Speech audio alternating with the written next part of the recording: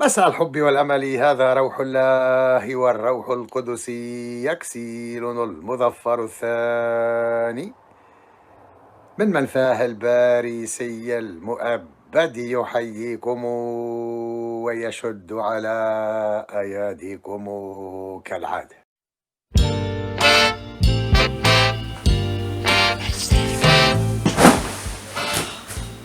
Hi! There are very few people, celebrities or public personalities that intrigue me as much as Jalel.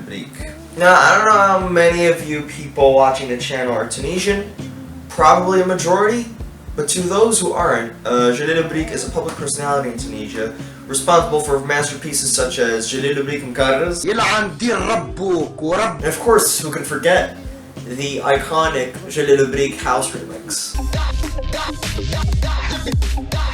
He's someone that you can't really avoid hearing about in Tunisia. He's like literally everywhere, whether it be, via news articles, television, YouTube, Facebook, or even memes.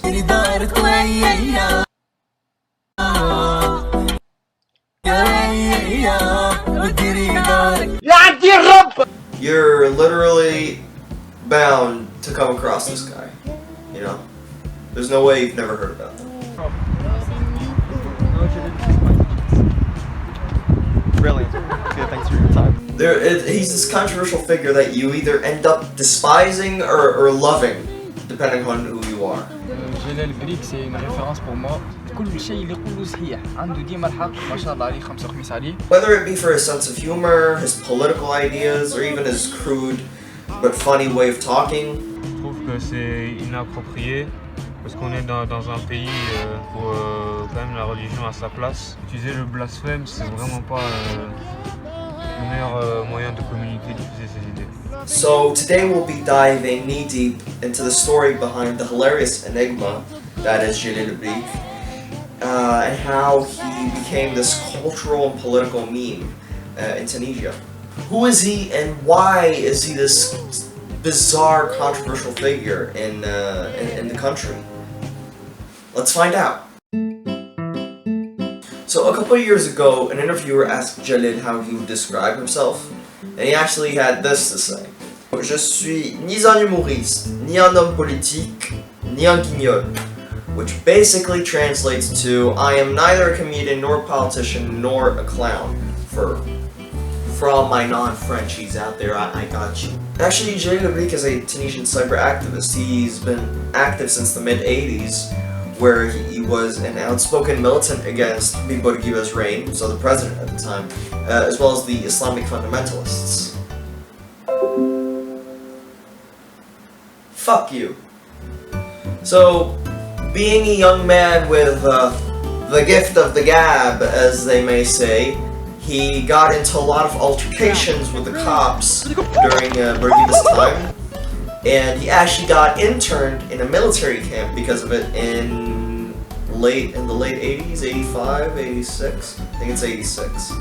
So, but when he got out in 91, the state got rid of his right to work in the country, so he actually had to move to France to be able to, make a living. And he returned to Tunisia nearly 20 years later, actually, at the end of 2010. تعرف اللي جلال بريك عملوا له انترنمون في كون ميليتير؟ تعرف ما زلت توا تعرف ولا لا؟ لا merci هدي merci.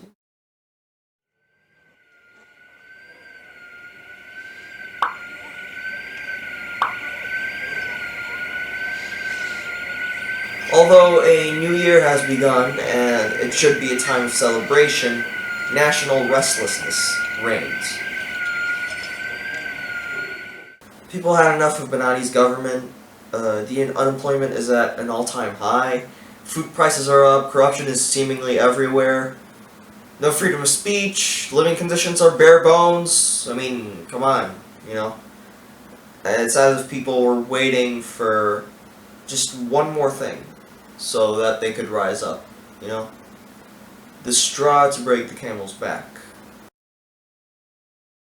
On December 17th, a young vendor named Mohammed Bouazizi was devastated when a police officer confiscated his cart. This was not unique. It's the same kind of humiliation that takes place every day in many parts of the world. The relentless tyranny of governments that deny their citizens dignity. Only this time something different happened. After local officials refused to hear his complaints, this young man, who had never been particularly active in politics, went to the headquarters of the provincial government, doused himself in fuel, and lit himself on fire.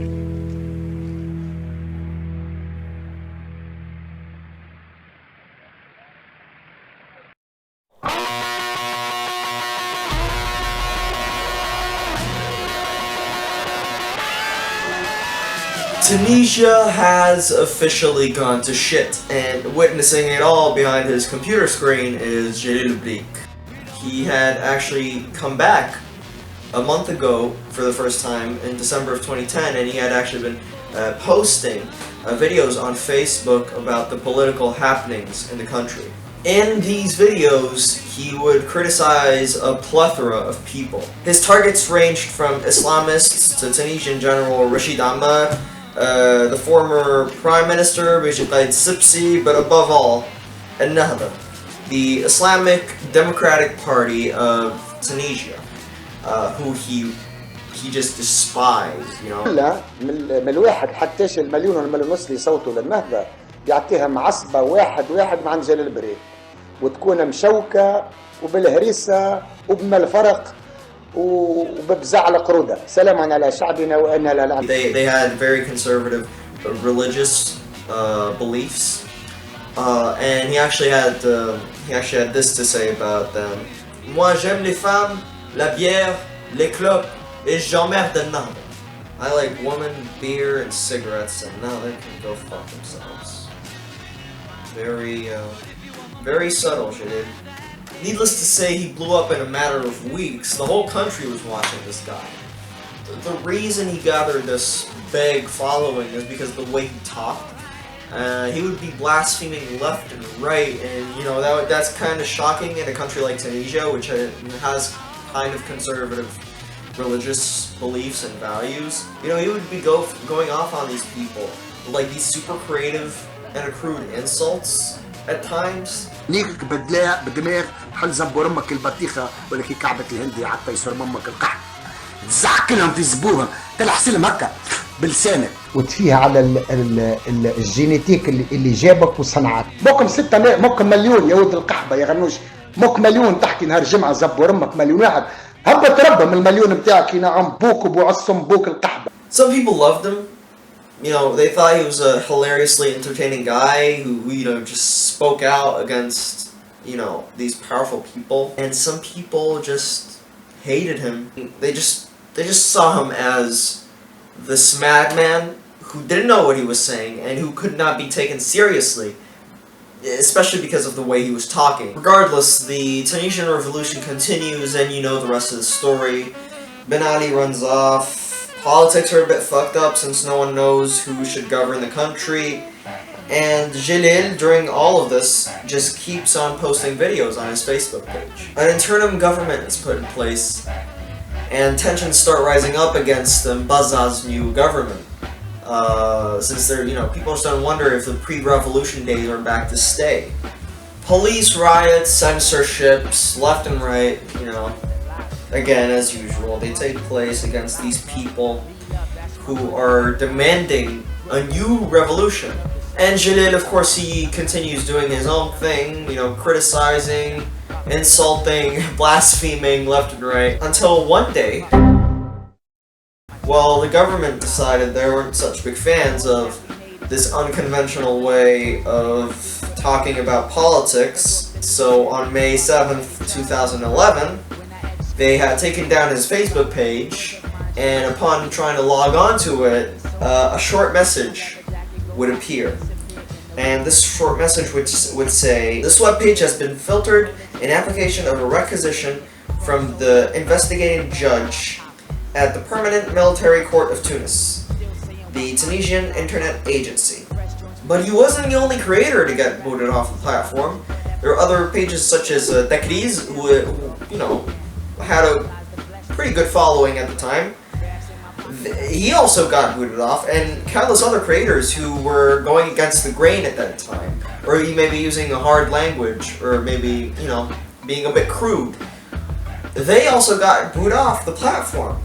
All of these creators had fallen victim to what we only know today as Amar 404, or Amar 404, I guess. It doesn't have the same punch in English as it does in Tunisian. So, Amar 404 was actually this censorship algorithm that was associated with the Tunisian Internet Agency, and it had been put in place during Ben Ali's times. It would be served as a sort of content cop, so anything that wasn't really in cahoots with the conservative religious values, for example, of the state, or anything that the state doesn't like, basically, was just censored off the internet completely. You couldn't see it, and if you were in Tunisia, of course, you could not see it. So that includes, but is not only limited to porn, violence, and image or video, you know, form, swearing, blaspheming, criticizing the state. Actually, the origin of the name Amar 404 is pretty fucking hilarious to me anyway. So anytime you would try to access this, you know, so-called forbidden content on the internet, the error 404 message would come up, and 404, people took that 404 and they associated to the 404 Bashir. I don't know what it's called in English, but it's this car by Puget or Peugeot, or I don't know how you say it in English. I don't know how you say that in English, actually. Fuck. But yeah, 404 Bashir was a model of this car that a lot of people in rural areas would use. And since that car was used by a lot of rural people, and Ahmad was a very, you know, commonly used name in those areas, they just put Ahmad and 404 together, and they just called it Ahmad 404. That's the name that people associated this algorithm to.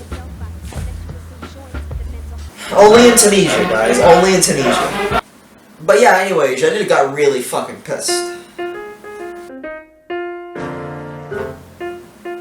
Hey, guess whose footage was fucking corrupt for the third fucking time? Fuck, I am about to fucking lose it.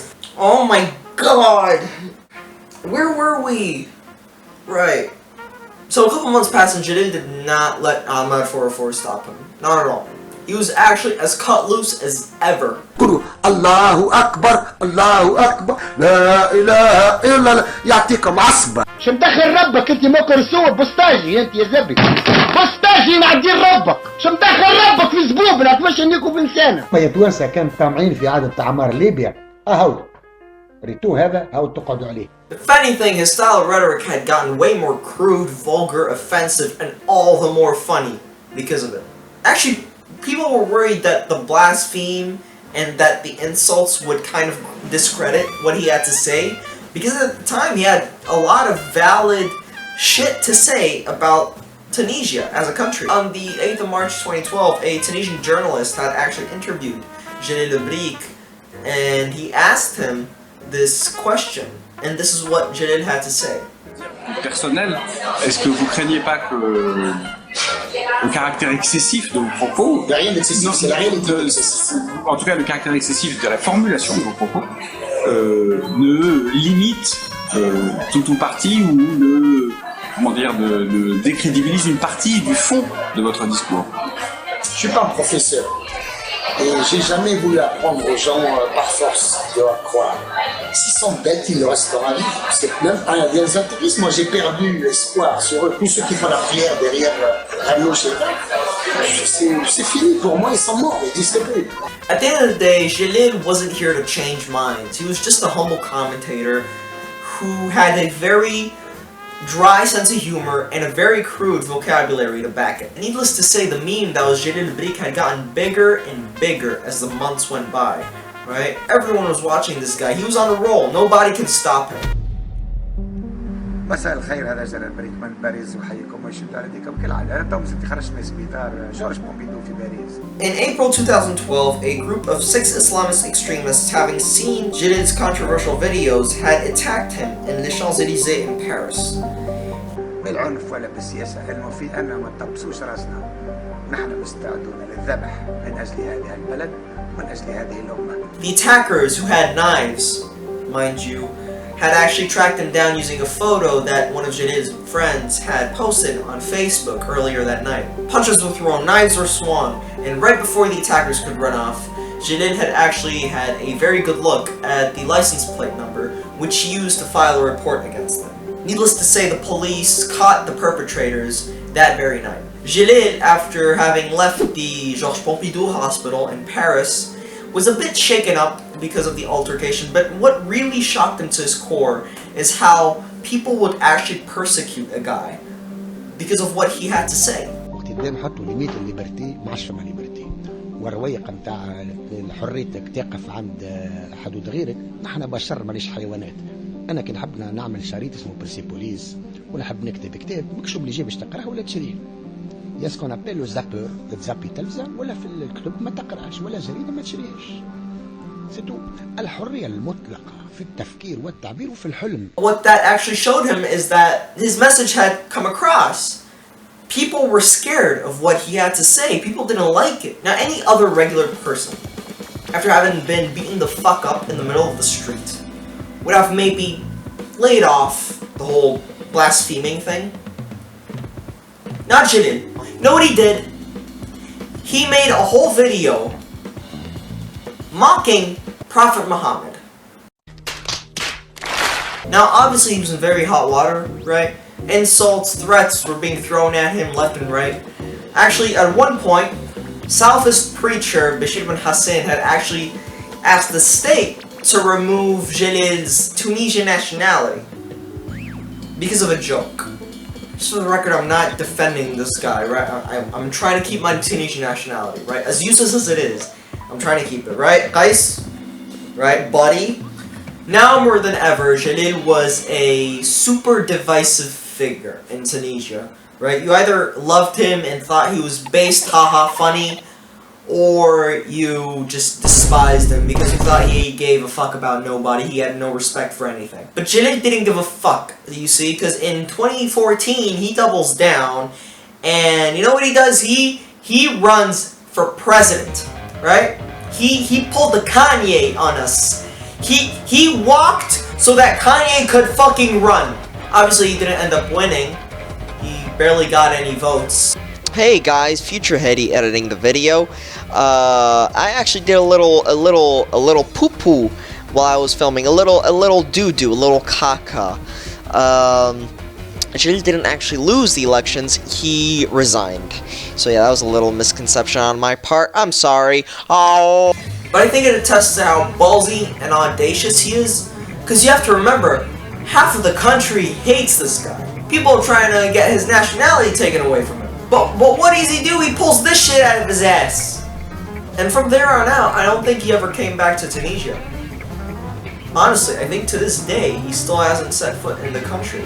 But regardless, he still plays a very prominent role in the cyber-political sphere in the country through his own videos. So, Jalel always had a bit of a knack of like bringing up these touchy subjects in like a not super delicate way. Furthermore, his opinion on these touchy subjects are super polarizing at times. Take for example his opinion on the Arab-Muslim civilization. علاش انا نكره دين رب العرب ودين العرب على خاطر هالدين متاع الزبي وهالعروبه متاع الزبي قاعده تنيك فينا. He's actually the opinion that we Tunisians are Berbers and not Arabs because of the fact that we have a long and rich history that precedes the Arab civilization. Actually, Jalel thinks that, funnily enough, the so-called downfall of Tunisia happened around 1,300 years ago when the first Arabs set foot in Carthage in 700 AD. So, add to that the hate that he has towards Islamists and fundamentalists, and you have this super controversial character for not only Tunisia, but for all of the Arab world. But Jalen's always been one to say really goofy shit. Like that one time where he called Bourguiba a pedophile. Bourguiba était un pédophile. Bourguiba était un pédophile. Bourguiba était un pédo. Or that one time where he literally like improvised this like short rap as a rebuttal to a Tunisian rapper that dissed him. And the rap made no fucking sense whatsoever. رينو فينو شيكو كيكو تراكاكا ترمبشتا وانتي بولا وانتي خرا وانتي شكي كيباتا رباتاكا تاكاتا يعطيك عصبو 60 عصا. And sometimes, like we saw, he actually pays the consequences of what he has to say. Funnily enough, on a second occasion, in June of 2020, he actually gets assaulted a second time in Paris. But this time, it was in broad daylight. A couple of religious young guys had found him in the streets of Paris and had called him an infidel while just beating him the fuck up. They did that because of this one video where he says that Prophet Muhammad is a fucking animal. He never learns, apparently.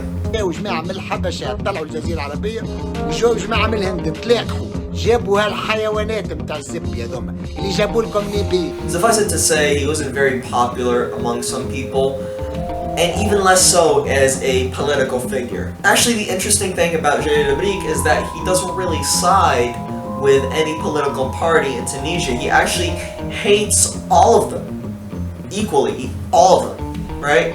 النهضة قلب تونس التيار الديمقراطي ائتلاف الكرامة الحزب الدستوري الحر حركة الشعب. But more recently, his number one enemy is definitely Robocop, or less commonly known as Qais Said, our fucking president. Psych! Now, Jalel wasn't the biggest fan of Qais Said before he took over, but his hatred for him grew like so much the moment where Qais Said was like, hey guys, I'm fucking taking over the whole fucking country, and also, I'm gonna make the fucking deputy chamber go like... So in response to that, you know what this guy does? He literally just like... He does the equivalent of like... changing teams like mid-game. So since him and the fundamentalists both hated Qais Said, he actually adopted this kind of like... the enemy of my enemy is my friend type philosophy. And at one point he was actually seen protesting alongside them for the liberation of Saifuddin Makhlouf. Now this guy, he's at the head of ائتلاف الكرامة, one of the fundamentalist parties in Tunisia. Now you have to know, this guy, he was imprisoned for quote-unquote plotting against the state's safety. Now you know what he did? He actually forced the border police to let this woman who had links with terrorism to board a commercial flight. My man was fucking reproducing 9/11, right? And Jalen's protesting for his like liberation. Now, for a lot of people, this sudden change of like tone was weird, to say the least, because here he was a couple of years ago, a couple of months ago even, just insulting the living shit out of these people. Get down on it. And all of a sudden, he's like seen protesting alongside them, like as if they were brothers in arms. So people started asking themselves, you know, is he just playing a character? Is this all like a show he's putting on? Insulting and blaspheming, you know? Was it like all like for comedic value? Or was this guy just a hypocrite, you know? He had no integrity whatsoever. Says one thing, says the opposite of it the next day.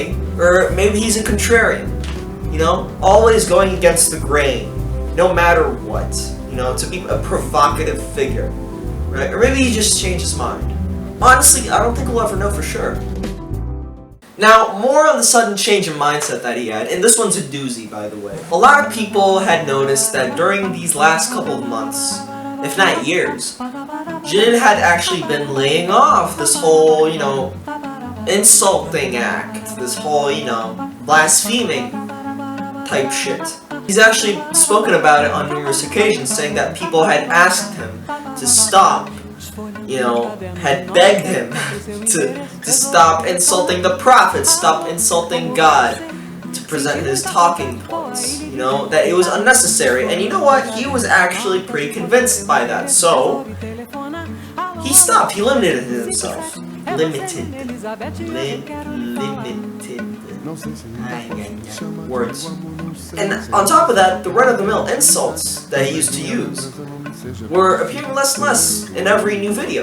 You can check it yourself. Go on his YouTube channel and click on any new video that he's posted during the past year, right? And compare that to a couple years ago, right?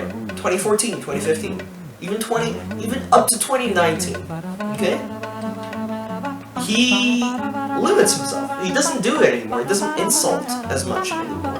Which is weird, because like it's like watching a Better Call Saul episode without seeing Kim Wexler speak. And then this guy just wrote no. I thought you wrote no. So people started wondering, is it just a PR move, or is it just a change of heart that he had? Until, I kid you not, 2 months ago, right, when he dropped this video.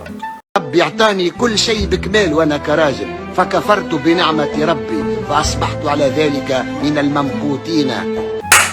Islam 2, atheism 0. GG guys, your first win since 9/11. His Muslim fans were fucking ecstatic.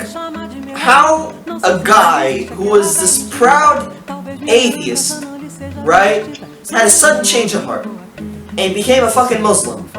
Just like that, right? A couple of years ago, he was like blaspheming left and right, hating on fucking Islam, fucking insulting God, insulting the Prophet, and then there he is, a fucking Muslim. But Papa Jalel didn't like that. No, he actually made a new video saying that yes, he did upload that other video publicly, right? But that it was still a private matter, something that was near and dear to his heart, and that it shouldn't really be seen like an achievement or an accomplishment or something big, right? And he didn't like how people were making a song and dance out of it, right? It was nothing. It was just him. He had found God again. And thus we arrive at the end of the emotional roller coaster that is Jalel Breek's life. There's a reason why he's such an interesting character, to me and to so many other people. And that's because you can't really know what he's actually thinking about. Who he is, what he does. I mean, sure, I say he's an activist, right? A psychopolitical activist. But no one really knows what he does for a fucking living. No one does, okay? Or very few people anyways, right? He's just this guy who posts videos on the internet. And you don't really know if he's being a contrarian, if he's being a hypocrite, if he's being truthful, honest, or if he's just playing this role to make other people laugh, and you shouldn't really take any of it seriously.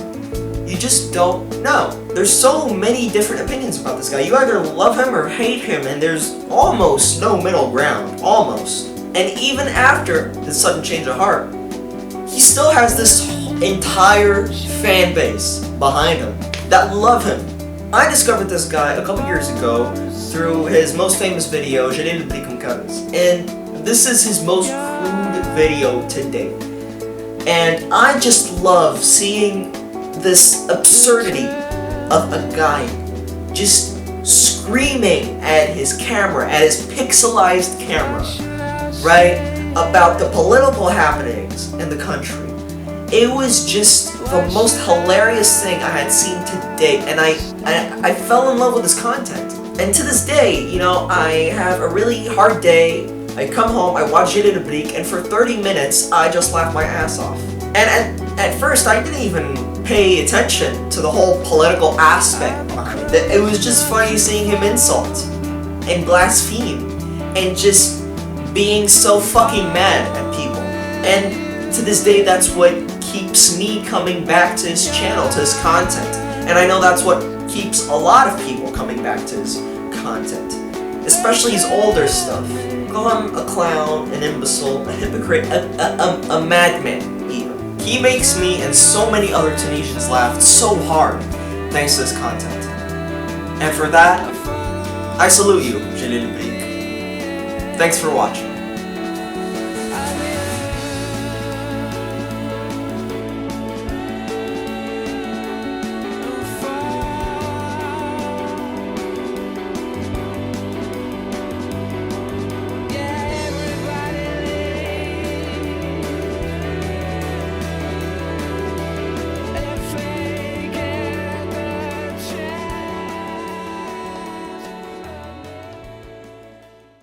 j'adore j'adore voir le sexe féminin, c'est trop beau.